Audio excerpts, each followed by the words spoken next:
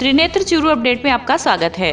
संभागीय आयुक्त बीएल मेहरा ने कहा है कि वर्तमान समय में कोविड-19 पर नियंत्रण हमारे सामने सबसे बड़ी चुनौती है, लेकिन हमें इसके साथ साथ यह भी सुनिश्चित करना है कि सरकार की कल्याणकारी योजनाओं का पूरी पारदर्शिता के साथ समुचित क्रियान्वयन हो तथा योजनाओं का लाभ समाज के अंतिम छोर पर बैठे व्यक्ति तक पहुंचे। संभागीय आयुक्त आज जिला परिषद सभागार में जिले में कोविड-19 नियंत्रण, जिले के विकास कार्यक्रमों, कल्याणकारी योजनाओं के संबंध में समीक्षा बैठक को संबोधित कर रहे थे। इस मौके पर उन्होंने कहा कि पुलिस अधिकारियों के अलावा आरटीओ, डीटीओ, नगर निकाय अधिकारी, जीएम, डीआईसी, जिला परिषद सीईओ, विकास अधिकारियों, रिको इकाई प्रमुख आदि को अन्य अधिकारियों को भी लोगों द्वारा राजस्थान महामारी आदेशों के उल्लंघन पर कार्रवाई के अधिकार दिए गए हैं। वे सभी अधिकारी नियमित तौर पर कार्रवाई कर उसकी रिपोर्ट दैनिक रूप से जिला कलेक्टर को प्रस्तुत करें। साथ ही उन्होंने सीएमएचओ से कहा कि कोविड-19 में सैंपलिंग बढ़ाएं तथा भीड़ भाड़ व लोगों के जमावड़े वाले स्थानों पर खास नजर रखें। उन्होंने कहा कि कोरोना के अलावा भी मौसमी बीमारियों पर नियंत्रण रखें व डॉक्टरों व पैरामेडिकल स्टाफ की अपने मुख्यालय पर उपस्थिति सुनिश्चित करें। उन्होंने मुख्यमंत्री निःशुल्क दवा योजना की ऑडिट रिपोर्ट प्रस्तुत करने के लिए भी सीएमएचओ को निर्देश दिए। कोविड-19 को लेकर के तो समस्या सभी जगह है, यहाँ भी है। आवश्यकता इस बात की है कि हमारे जो मेडिकल स्टाफ और दूसरे जो सरकारी मशीनें लगी हुई है पुख्ता ढंग से प्रयास कर रहे हैं, उनको जारी रखें। और मैंने उनको अभी सुझाव दिया कि निर्देश दिए कि सैंपल बढ़ाए जाए। सैंपल जो पिछली बार भी इनको निर्देश दिया था कि सैंपल बढ़ाएंगे और जो कोई ऐसा जो क्षेत्र है जहाँ से अभी सैंपल मतलब नहीं ले पा रहे हैं तो वहाँ भी लेंगे। और आम जनता से भी विनम्र अपील है कि वो जो हमारे जो कोविड-19 के प्रोटोकॉल है, जैसे मास्क लगाना है, सामाजिक दूरी मेंटेन करना है, सैनिटाइजेशन करना है, इसके आम जनता से भी अपील करती है कि वो भी इस चीज़ को हमारे साथ मिल के संयुक्त रूप से प्रयास करें तो हम निश्चित रूप से इसमें सफलता प्राप्त करेंगे।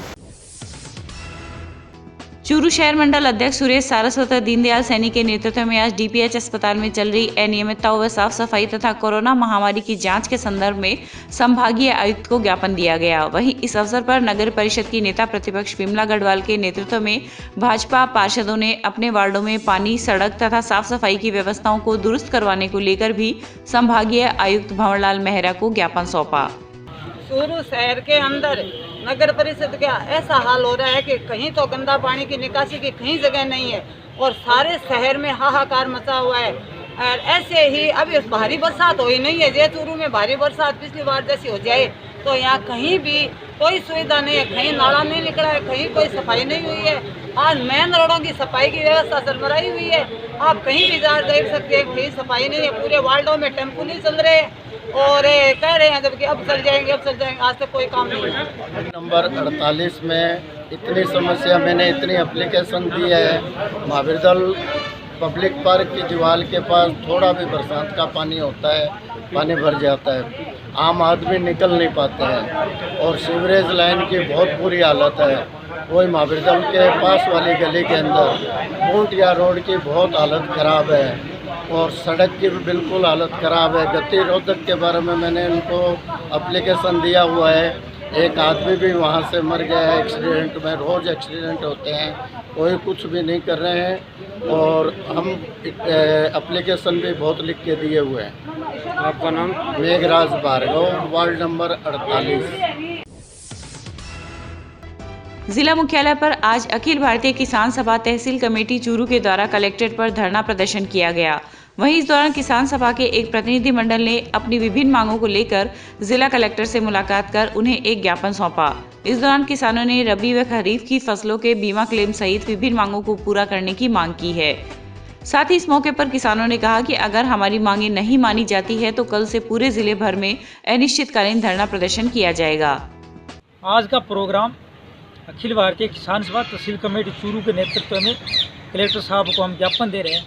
हमारी मांग है कि जो चूरू तहसील का 17-18 रबी फसल, खरीफ 18 और रबी फसल 19 और 20 का कई करोड़ों रुपया बकाया पड़ा है। किसानों का, बहुत से किसानों का बीमा तो कट गया लेकिन पोर्टल पे अपडेट नहीं हुआ। इन मुद्दों को लेकर हम आज कलेक्टर साहब को ज्ञापन दे रहे हैं। आपका नाम? मेरा नाम उमराव, अखिल भारतीय किसान सभा का जिला मंत्री। अखिल भारतीय किसान सभा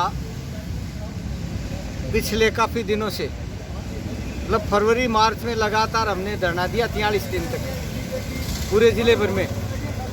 कुछ किसानों के पैसे आए 2019 का खरीफ की फसल का बीमा क्लेम आया भी। चूरू तहसील में भी 32 करोड़ रुपए आए किसानों के, लेकिन ये मात्र 1/4 ही आया है। किसानों का 17 का, 18 का, 19 का दोनों फसलों का बीमा का क्लेम बकाया चल रहा है। कुछ लोगों का 17 का मिला, कुछ लोगों को 18 का भी मिला, कुछ को 19 का भी मिला, लेकिन पूरा किसी को नहीं मिला। और पोर्टल को हम दोबारा खुलाना चाहते हैं। जिन लोगों को वंचित कर दिया 17 में, 18 में, उनको 19 में भी वंचित कर दिया गया है। इसलिए हम ये चाहते हैं कि पोर्टल दोबारा खुले। दोबारा यदि पोर्टल खुलेगा तो इससे किसानों की समस्या का समाधान होगा।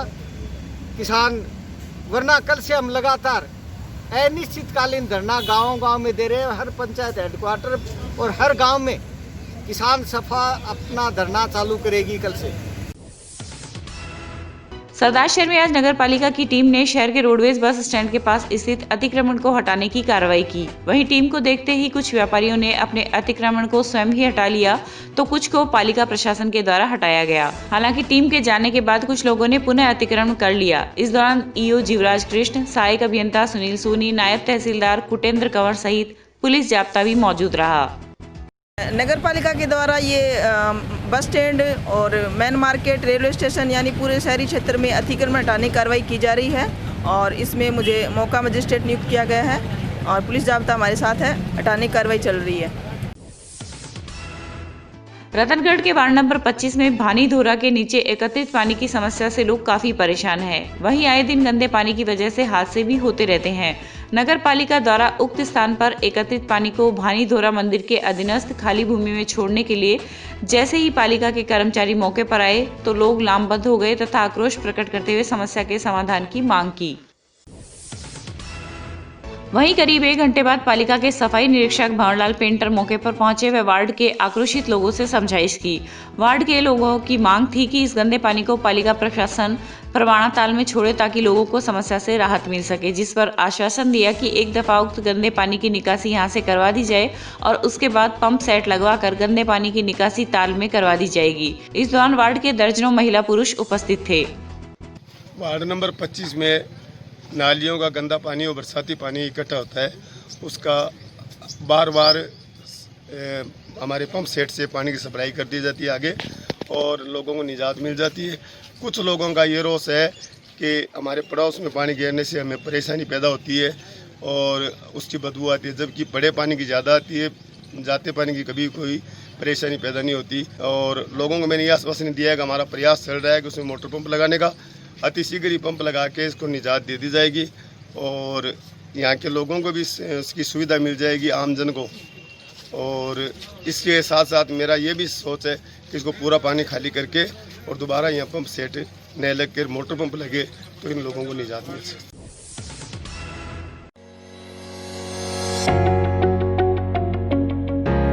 अगर आप चाहते हैं अपने बच्चों का भविष्य सुधारना तो चले आइए new Rajasthan school Bisau, CBSE 10+2 English medium school and hostel, play group और KG से 12th तक इंग्लिश मीडियम, छोटे बच्चों का सबसे अच्छा अंग्रेजी माध्यम विद्यालय, कला, विज्ञान और वाणिज्य के क्षेत्र में सर्वश्रेष्ठ CBSE school, physics, chemistry, bio और कंप्यूटर के अत्याधुनिक लैब, प्राकृतिक वातावरण वाला विशाल हवादार विद्यालय भवन व खेल मैदान, अनुभवी स्टाफ, समस्त सुविधाओं से युक्त छात्रावास, बच्चों के परिवहन हेतु नई बसों की विशाल श्रृंखला, एकेडमिक शिक्षा के साथ साथ सैनिक, मिलिट्री, नवोदय, स्पोर्ट्स स्कूल की विशेष तैयारी, satellite based learning programme and digital classes. तो चले आइए कम फीस और अच्छी पढ़ाई के लिए न्यू राजस्थान स्कूल बिसाऊ। संपर्क करें इंजीनियर नवीन सिहार।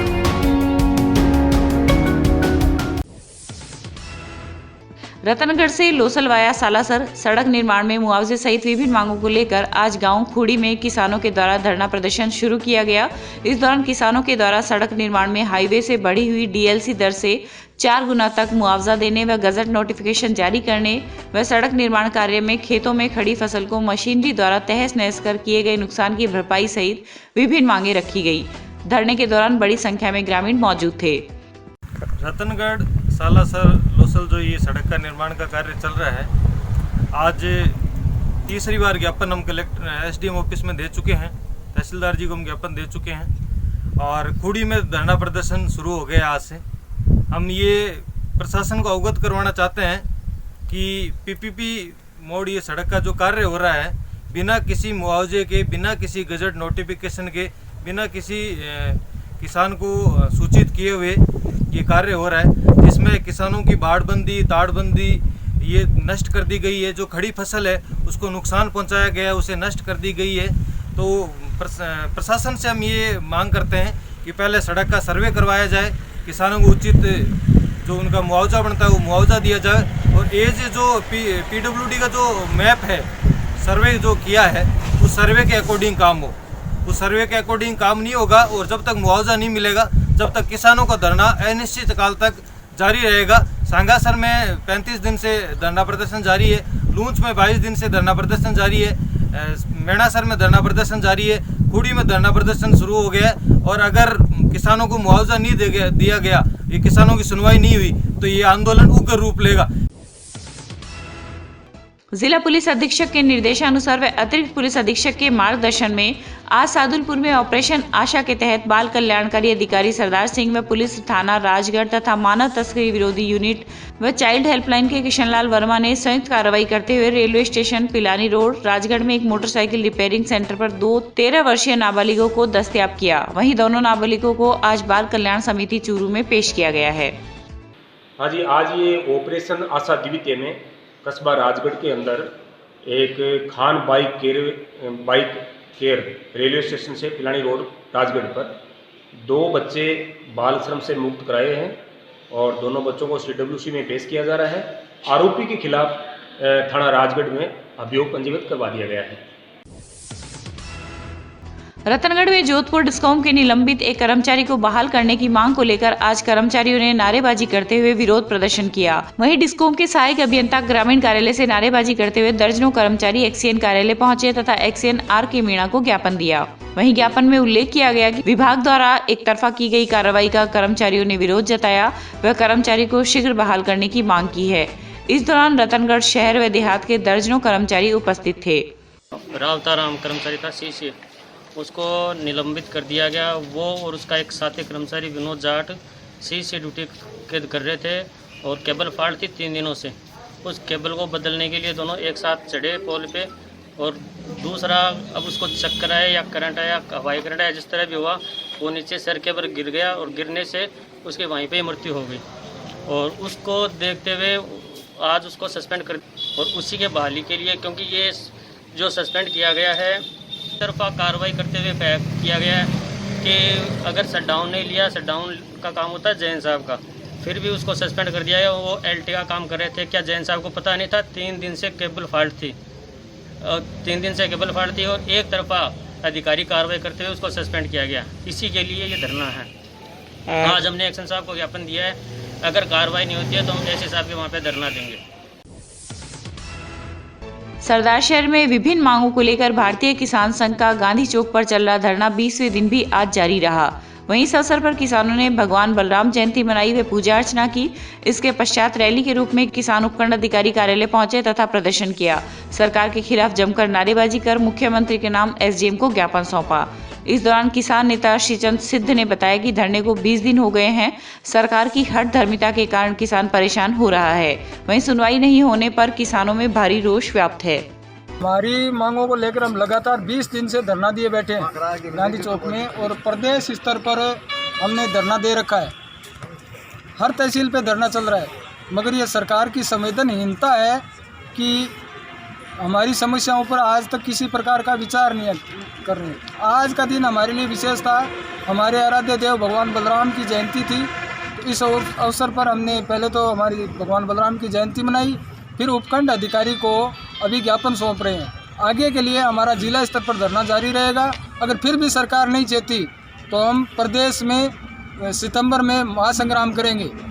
किसानों की मांग बहुत ही बेदरती तरीके से ये 20 रोज से हमारा धरना पूरे ज़िले में हर तहसील मुख्यालय पर उपखंड मुख्यालय पर चलता आ रहा था, लेकिन सरकार की इतनी बेरुखी इतनी नादरशाही गवर्नमेंट की कि 20-20 दिन तक धरने और किसानों की दुरुस्ता टीटी के हमले से, फांके से, बरसात भी बीच में नहीं हुई है कि इस प्रकार के इतने ज़्यादा मतलब किसान दुखी हो रहे हैं, जिसके लिए कोई नहीं उनको लोन की सुविधा हमने निवेदन किया है कि आप इनकी सुविधाएं करो, इनको लोन भी दिलाओ तो निःशुल्क के बगैर ब्याज के दिलाओ, कोई सुनाई दे रही। सर्च रिपोर्ट ली जा रही है, किसान अभी 50,000 1 लाख की ज़मीन के लिए और कोई लोन लेता है और 10 लाख की अपनी ज़मीन वहाँ अधिकृत कराता है, उसके बाद में उससे 2,000-2,500 रुपये किसान से लिए जा रहे हैं। ये कौन सी उसको आर्थिक सजा है किसान को? तो किसानों के साथ निर्दयता बरती जा रही है। इस सरकार का बहुत ही बेरुखी है, कोई सुनाई नहीं हो रही है। हम 20 दिन तक यहाँ धरना रखें, जिला मुख्यालय का धरना हमारा कंटिन्यू जारी रहेगा अनिश्चितकालीन। और अगर फिर सरकार ने कोई हमारे को कोऑपरेट नहीं किया तो आगे हम जयपुर स्तर पे विधानसभा का या सेक्रेटरीट का भी घेराव करेंगे। ये सारी जिम्मेदारी प्रशासन और मौजूदा सरकार की रहेगी। जय हिंद, जय भारत। राजलदेसर में रेलवे फाटक के पास रैंप टूटने के कारण स्थानीय वार्ड के लोगों व राहगीरों को काफी मुश्किलों का सामना करना पड़ रहा है। वहीं इस दौरान वार्डवासियों ने कहा है कि इस समस्या के निराकरण के लिए संबंधित विभाग को भी कई बार अवगत करवाया जा चुका है, लेकिन आज तक कोई समाधान नहीं हुआ है। वहीं एकत्रित गंदा पानी अब गहराने का रूप ले रहा है। नमस्ते, मेरा नाम किशन है, मैं ढोली बस्ती का लड़का हूँ। ये 5-7 दिनों से ये गड्ढा हो रखा है। 5-7 दिनों से बड़ी बारिश के कारण ये गड्ढा जल गया और हमें घूम के आना पड़ता है। हमारे आने जाने का रास्ता बंद हो गया है। नगर पालिका प्रशासन हमारे ऊपर कुछ भी ध्यान नहीं दे रही है। पीछे भी ऐसा हुआ था, कुछ किन्होंने खिलाफ नहीं किया, अगेंस्ट नहीं हुआ था कोई भी। हम बास वालों ने चंदा इकट्ठा करके यहाँ पे मलबा गिराया था। राठौड़ है, मैं राजलदेसर में वार्ड नंबर 23 में रहता हूँ। यहाँ पे ये जो रैंप बना हुआ था, ये 3 बार बारिश में 3 बार टूट गया है, लेकिन अभी तक कोई यहाँ पे देख के भी नहीं जा रहा है। ये जो आने जाने वाले लोग हैं ये बहुत परेशान है। इस वजह से मैं चेयरमैन साहब से निवेदन करता हूँ कि इस चीज़ का जल्द से जल्द सॉल्यूशन करें ताकि इन लोगों की परेशानी दूर हो। Prince school and hostel Churu, कक्षा 2 से 9 तक अंग्रेजी माध्यम का विद्यालय। NCERT सिलेबस के साथ सैनिक, नवोदय, मिलिट्री, स्पोर्ट्स स्कूल की तैयारी करवाने वाला एकमात्र डे बोर्डिंग स्कूल। हर क्लास में केवल 25 सीटें ही निर्धारित। No homework, no lunch box pattern पर स्कूल में संपूर्ण व्यवस्था। शारीरिक व मानसिक विकास के लिए जिला खेल स्टेडियम में 1 घंटे का खेल सत्र। तो चले आइए prince school and hostel Churu, Poonia colony, railway crossing के पास, बिसाऊ रोड, चूरू। संपर्क करें डॉक्टर प्रताप सिंह।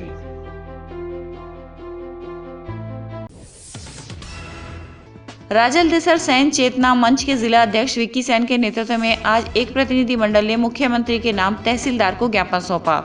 उप तहसील कार्यालय में अकाउंटेंट विक्रम सिंह को सौंपे गए ज्ञापन में मांग की गई कि सैन चेतना मंच के प्रदेश अध्यक्ष विकास मारू को केश कला बोर्ड का अध्यक्ष बनाकर राज्य मंत्री का दर्जा दिया जाए। इस अवसर पर समाज के पूर्व अध्यक्ष रामनिवास नाई व छगन मारू आदि उपस्थित थे।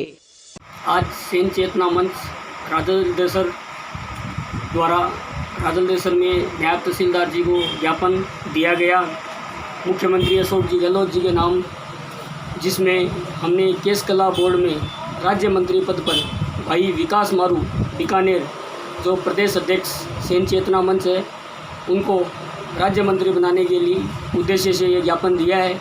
हम चाहते हैं कांग्रेस सरकार से कि हमारे सैन चेतना मंच प्रदेश अध्यक्ष भाई विकास जी मारू को राज्य मंत्री पद पर नियुक्त करे और युवाओं को प्रोत्साहित करे। जय सैन जी महाराज।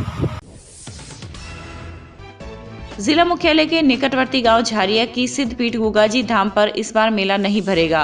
धाम के भक्त ओम प्रकाश स्वामी ने सभी गोगा भक्तों को आग्रह किया है कि सभी अपने निशान की धोक अपनी गोगा मेड़ी में लगाए और देश की खुशहाली की मनोकामना करे। भादवा शुक्ल पक्ष की अष्टमी और नवमी को 2 दिवसीय चानना गोगाजी का मेला भरता है, लेकिन इस बार कोरोना महामारी के कारण राज्य सरकार व प्रशासन की गाइडलाइन के अनुसार दिनांक 26 व 27 अगस्त 2020 को गोगाजी महाराज का मेला नहीं भरेगा। चूरू के वार्ड नंबर 53 में स्थित बाबा रामदेव मंदिर में आज बाबा रामदेव पैदल संघ द्वारा जन जागरण अभियान का शुभारंभ ध्वजा व तिरंगा से किया। इस दौरान मुख्य संचालक सोहनलाल ठेकेदार ने बताया कि जन जागरण अभियान के तहत संघ के द्वारा गांव-गांव में भाईचारा व आपसी भेदभाव मिटाने का संदेश दिया जाएगा। वहीं इस दौरान वैश्विक महामारी कोरोना से बचने के लिए सोशल डिस्टेंसिंग में मास्क लगाने के लिए भी जागरूक किया जाए। इस अवसर पर अध्यक्ष जयंत प्रजापत व समाज सेवी लीलाधर चुलेट सहित अनेक लोग मौजूद रहे।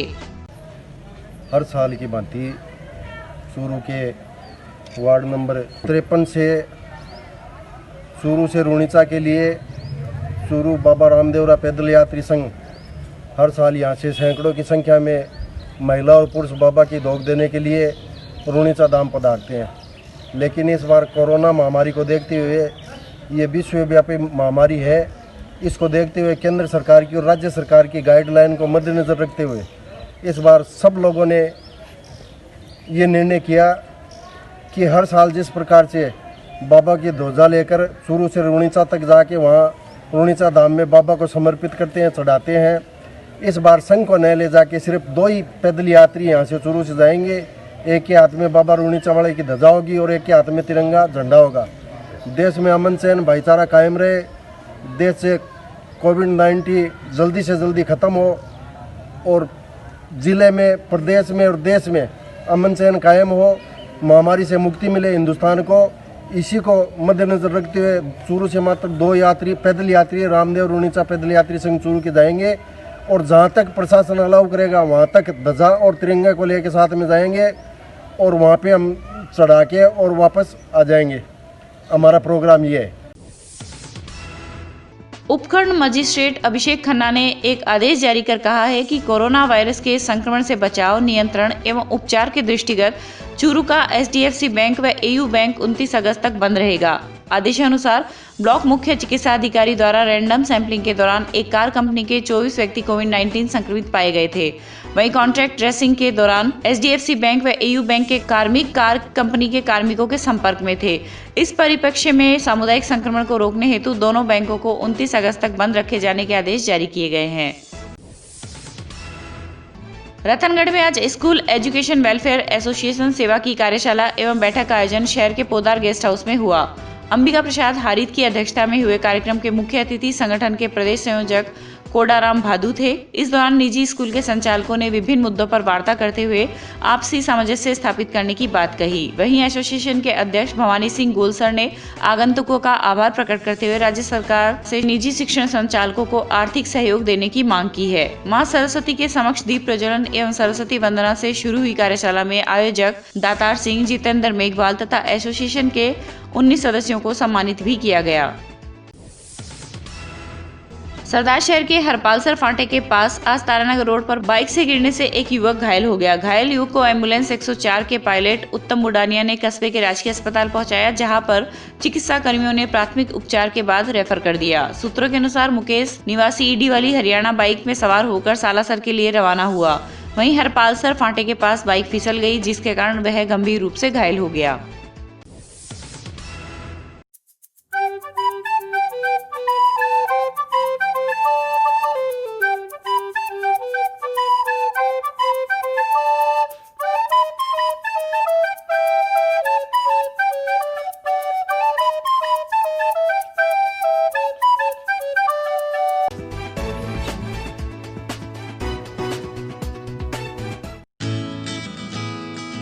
Prince school and hostel Churu कक्षा 2 से 9 तक अंग्रेजी माध्यम का विद्यालय। NCERT सिलेबस के साथ सैनिक नवोदय मिलिट्री स्पोर्ट्स स्कूल की तैयारी करवाने वाला एकमात्र डे बोर्डिंग स्कूल। हर क्लास में केवल 25 सीटें ही निर्धारित। No homework, no lunch box pattern पर स्कूल में संपूर्ण व्यवस्था। शारीरिक व मानसिक विकास के लिए जिला खेल स्टेडियम में 1 घंटे का खेल सत्र। तो चले आइए prince school and hostel Churu, Poonia colony railway crossing के पास, बिसाऊ रोड चूरू। संपर्क करें डॉक्टर प्रताप सिंह।